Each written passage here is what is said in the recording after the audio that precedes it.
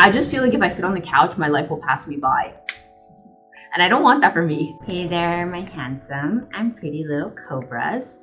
And welcome back to the Cobra's nest. So today's video is going to be the most unhinged minimalism thoughts I still think about. I can't even make an entire video out of them. So I just collected all of them that I think would be super hot takes and are the weird things that I think about in minimalism that I would definitely not tell people at parties for fear of never being invited back. My core audience are minimalists. Some of you might relate to these, some of these might be new to you. I would love to hear your thoughts. Let's get it, let's go. Coming in at number 1, your couch owns you. I heard this one, I think in the beginning of my minimalism journey. I think they were quoting that film, what is it called? The Fight Club with Brad Pitt, and they had this conversation. I've not seen the film, but like they're talking about how like your stuff, like you get nice stuff and then you get a couch and then you're like, this is the best couch I'll ever have. I'm probably butchering the quote. Anyway, long story short, it was like this idea that like at the end of the day, it's like you got a couch, you got a nice house, and you got all these material possessions to create a cozy little nest, and then you realize it all owns you and you end up serving all of these things. And that just like, that radicalized me. I still don't have a couch, guys.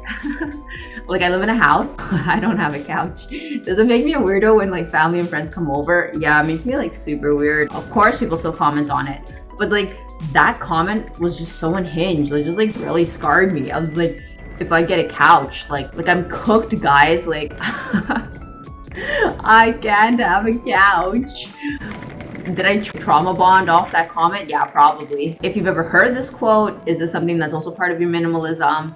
I would love to hear it because I don't know if I'm the only one. Definitely having or not having a couch is not part of minimalism per se necessarily. Like everyone's journey is different. So me having a couch is not necessarily part of the journey, but I just felt like it's pretty unhinged. Comment down below if you have something like that in your lifestyle where you're like something you discovered in your minimalism journey where like, I'm never gonna own that. And does that make you a weirdo? Cause like, I'd love to hear it. Cause like, I think a couch is one of them for me. Like it still really makes people feel uncomfortable. And I'm still not gonna get a couch. And I don't even know what the fear is. I just feel like if I sit on the couch, my life will pass me by.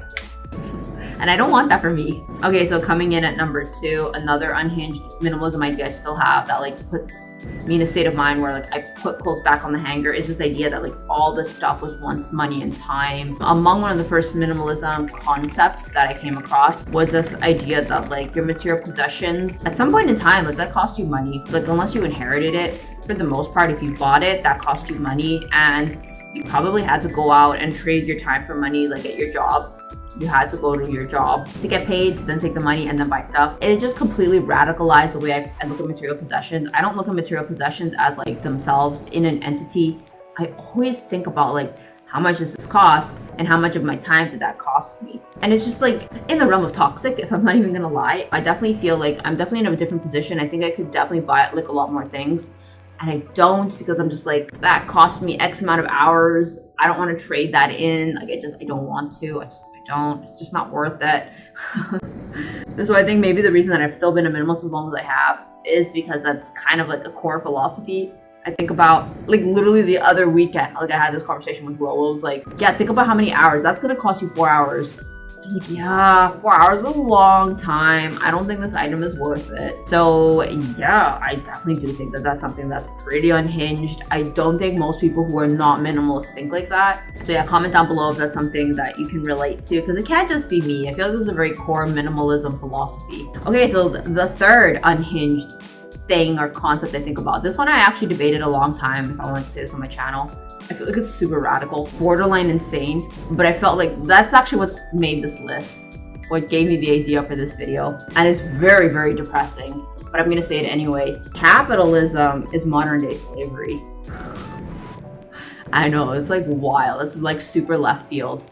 Like that's crazy. As I went down the minimalism rabbit hole throughout the 10 years that I've been like making minimalism content, watching minimalism content, sometimes you fall down the like radical rabbit hole. There's very extreme like essentialists who don't believe in the government and don't have like, I remember one guy, I think he owned like a camera and like some money. He was anti-government. He didn't have like a passport or driver's license or like a personal ID, and like he lived in the forest and he ate off squirrels, and all he needed was his camera to spread his message and money to like from like begging or going to like a coffee shop to like get caffeine and like eat leftovers at the end of like, you know, when bakeries close, they like sometimes throw out the food, and he ate that. I guess he was almost kind of like an educated hobo. Like he was just kind of like, he was borderline homeless. I guess he was technically by definition homeless. He didn't look deranged. He looked quite put together, if I'm being completely honest. But anyway, he was talking about how like capitalism is modern day slavery.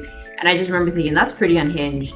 But I mean, like, and I was young when I saw this, like younger in my minimalism journey. You wake up, the crack of dawn to go to work. There's a lot of unpaid labor. Like, I wouldn't get paid till I started at 9.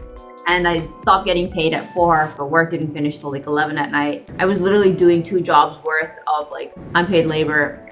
And like you'd come home, and after you finished working like a mule, you just barely had enough energy to like just watch something on TV, like just something. And the money you made was all spent paying off the car, for the roof over your head, whether it be mortgage or rent. And like even just like eating out and doing whatever, it costs like a pretty penny. Like, how is that not akin to slavery? As somebody who goes, performs labor and work, and you take all their money away, I don't know, is that not modern day slavery?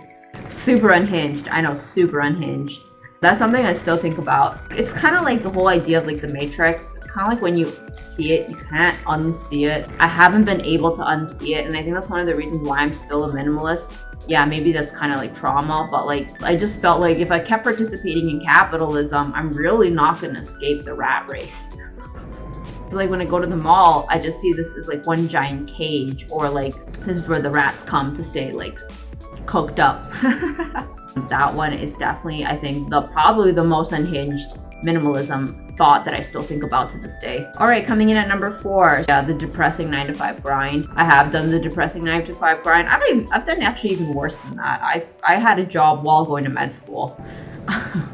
So I would go to school from like 7 in the morning to like 5, and then I'd go, like I'd have dinner till 6, and then I'd work from like 7 to 10. And I also worked on the weekends. So I can tell you firsthand, the 9-to-5 grind is like super depressing.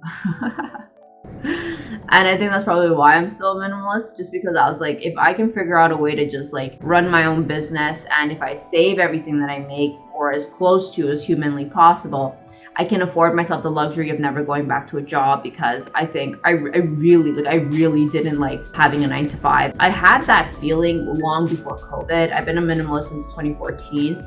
And living or working from home, this didn't happen until after the pandemic. I had with me this very radical notion that like if I didn't have to work for somebody else, that's actually one of the core pillars of my minimalism journey, was figuring out a way to like not have to do the 9-to-5. And I have to say, I'm super lucky and blessed that I figured out a way to do it. And I know that it's so like not common and like easier said than done, because it's like, yeah, I honestly don't even know how I ended up where I am, to be completely honest. I could have easily have still been at my 9-to-5. I literally, this only happened because I got fired from my 9-to-5. And I quickly realized how impermanent your job was. I was like, between the two, working for myself or working from someone else, it was like kind of the same, and this one's a little less depressing. So yeah, I think that's another unhinged minimalism thing I still think about. It's just like the 9-to-5. I still am a minimalist, just because I'm just like, the longer I stay a minimalist in my lifestyle, the longer I can prolong going back to a 9-to-5. So is that unhinged? Yeah, that's crazy. That's crazy, Nat. Okay, coming in at number 5. How rich could you be without consumerism? So kind of tying back to this whole idea of like modern day slavery, once I kind of realized that I was actually saving a lot of money and not buying anything and everything that I saw, I was like, whoa. I started to extrapolate that into the future, and I started to think, how rich could I become? And it just kind of became a game for me. So I was watching this YouTuber, and he was making a video on how to be like a good YouTuber. And he was like, stop trading your tickets at Chuck E. Cheese. He was like, life is a Chuck E. Cheese. You play the game, which is going to work. They reward you with tickets, which is money.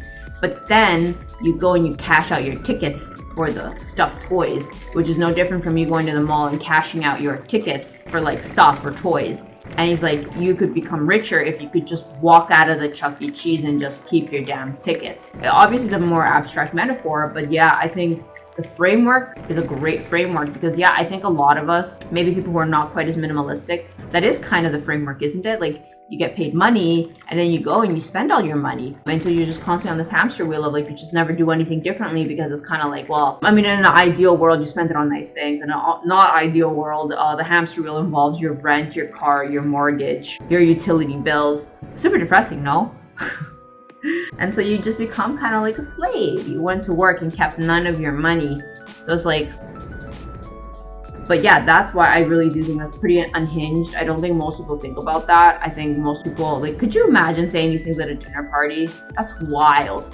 People be like you're having a conversation about what you do for work, and then you start blurring out stuff kind of like, yeah, I don't like spending my money because I'm trying to like not be a slave anymore. Don't you think like every time you buy something, you keep yourself a slave? It's just like, this person's weird. I don't want to talk to them anymore. So luckily this makes for good content on my YouTube channel. I would never dare say that at a party. So comment down below if any of these are unhinged, or if you think, no, that makes sense. Like, I get that, because I would love to know that I'm not the only one. So thank you for watching, and I'll see my Cobra babies in the next one. Bye!